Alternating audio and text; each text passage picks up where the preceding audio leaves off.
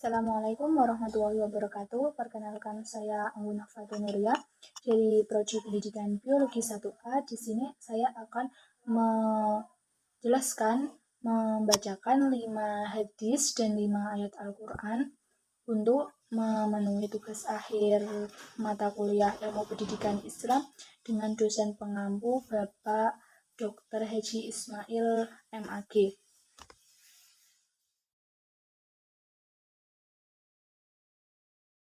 Yang pertama adalah Al-Quran Surah An-Nahl ayat 89. A'udzubillahi minasyaitonirrajim. Bismillahirrahmanirrahim. Wa yawma nab'atsu fi kulli ummatin syahidan 'alaihim min anfusihim wa ji'na bika syahidan 'ala ha'ula wa nazzalna 'alaikal kitaba tibyana likulli syai'in wa hudan wa rahmatan wa busyra lil muslimin.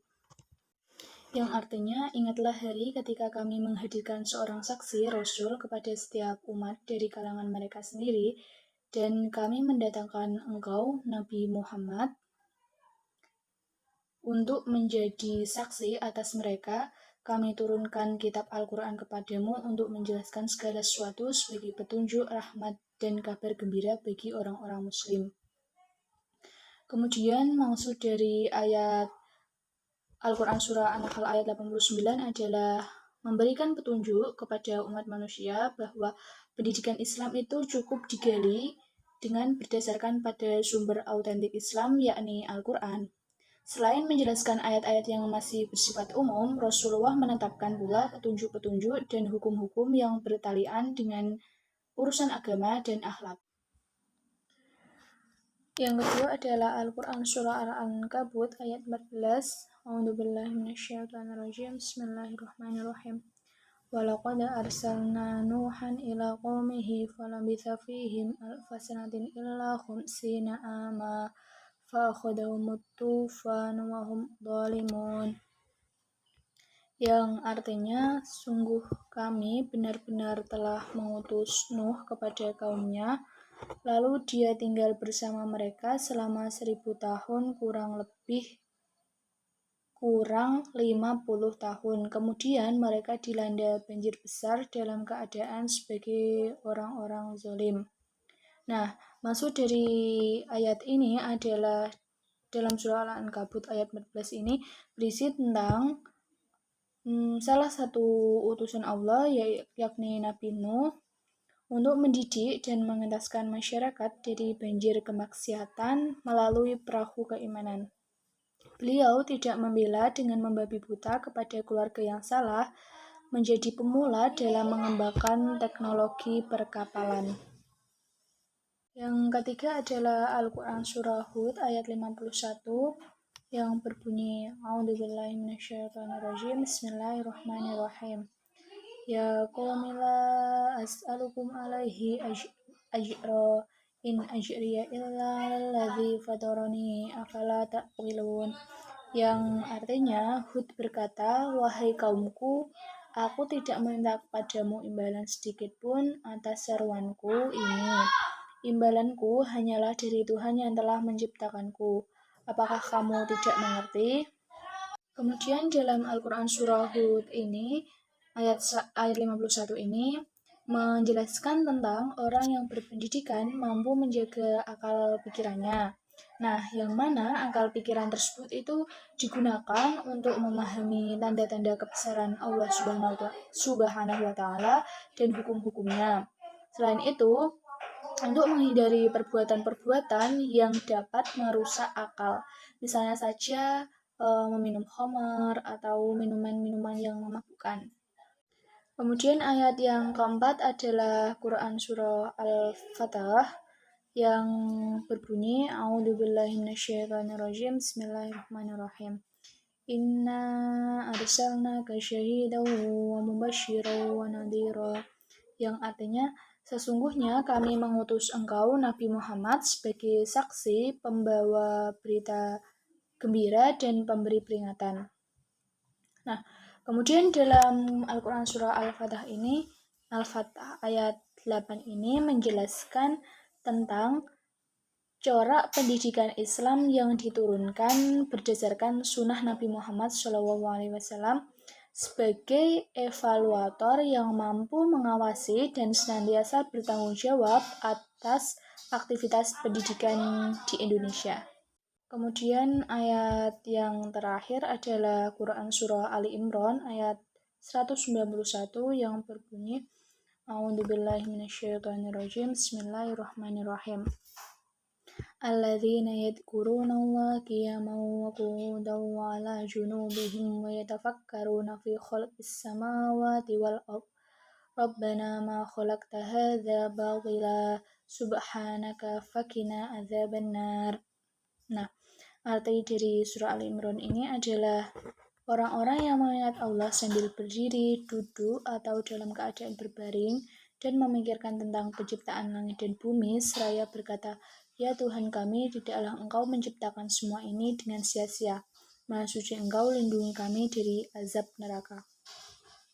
Kemudian berdasarkan ayat tersebut, Quran Ali Imran ayat 191 ini adalah mengenai tujuan diadakannya pendidikan Islam itu salah satunya adalah berkaitan tentang tugas manusia diciptakan di bumi ini, bahwa manusia diciptakan di bumi ini tidak sia-sia atau bukan hanya kebetulan saja, melainkan manusia diciptakan di bumi ini membawa tujuan dan tugas-tugas tertentu.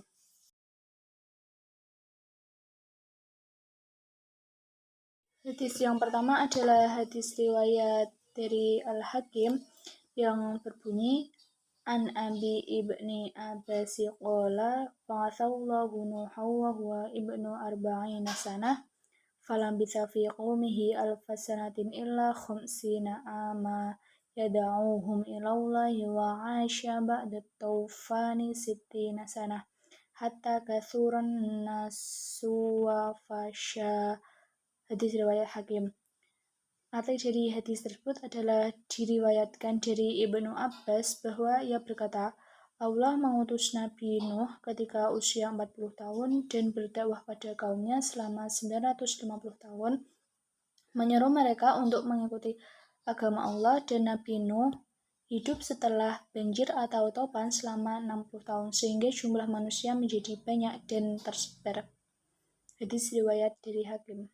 Nah, maksud dari hadis tersebut adalah bahwa tujuan pendidikan itu untuk mendidik umat manusia, karena dengan pendidikan manusia bisa mengetahui hal yang boleh dilakukan dan hal-hal apa saja yang tidak boleh dilakukan, terutama sebagai umat manusia. Hadis yang kedua, An Anas ibnu Malik wala qala Rasulullah sallallahu alaihi wasallam Thalabul ilmi faridatun ala kulli muslim, yang artinya dari Anas bin Malik, beliau berkata bahwasanya Rasulullah SAW bersabda, menuntut ilmu merupakan kewajiban bagi setiap individu muslim. Hadis riwayat Ibnu Majah. Dalam hadis tersebut menjelaskan bahwa Rasulullah telah menegaskan bahwa mengenyam pendidikan yang layak dan baik itu merupakan suatu kewajiban bagi setiap individu, baik muslim laki-laki maupun muslim perempuan. Hal ini telah beliau jelaskan melalui hadis riwayat Ibnu Majah tersebut.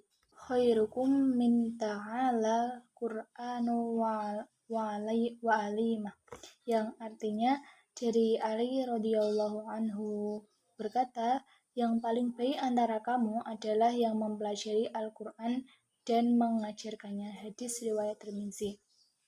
Kemudian berdasarkan hadis tersebut bahwasanya Nabi Shallallahu Alaihi Wasallam bersabda bahwa dalam menggunakan, bila dijelaskan dalam konteks pendidikan Islam itu, menggunakan kurikulum pendidikan memiliki beberapa fungsi, diantaranya adalah kurikulum pendidikan Islam itu bersifat fungsional. Nah, tujuan dari kurikulum pendidikan bersifat fungsional ini adalah untuk mengeluarkan dan membentuk manusia muslim karena agama dan Tuhannya berakhlak Al-Quran, tetapi juga mengeluarkan manusia yang mengenal kehidupan, sanggup menikmati kehidupan yang mulia dalam masyarakat bebas dan mulia, sanggup memberi dan membina masyarakat itu, dan mendorong serta mengembangkan kehidupan melalui pekerjaan tertentu yang dikuasainya. Kunu Rabbanina khulama'a fukaha'a ulama'a wa yuqalu ar-rabbaniyul ladzi yurabbin nas bisigari ilmi qabla kibarihi, yang artinya jadilah pendidik yang penyantun, ahli fikih dan ulama.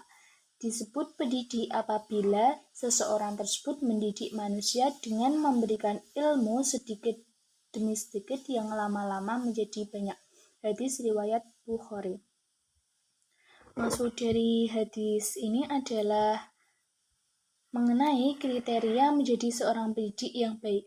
Bahwasanya seorang pendidik yang baik merupakan mereka yang mampu mendidik dan memberikan seluruh ilmu yang dimilikinya kepada peserta didiknya secara berangsur-angsur. Kemudian hadis yang terakhir adalah hadis dari riwayat dari At-Tabrani yang berbunyi ta'allamu ilma wa ta'allamu lil ilmi as-sakinata wal waqara wa tawadhu'u liman tata'allamuna min, yang artinya belajarlah kalian ilmu untuk ketentraman dan ketenangan, serta rendah hatilah pada orang yang kamu belajar darinya. Hadis riwayat At-Tabrani. Nah, apa sih maksud dari hadis riwayat At-Tabrani tersebut? Hadis tersebut itu menjelaskan bahwasanya kewajiban bagi peserta didik adalah tunduk dan patuh terhadap gurunya, terhadap pendidiknya. Seorang peserta didik harus memiliki sifat rendah hati atau tawaduk kepada orang yang lebih tua, apalagi kepada guru yang kita anggap sebagai orang tua kedua kita saat menuntut ilmu.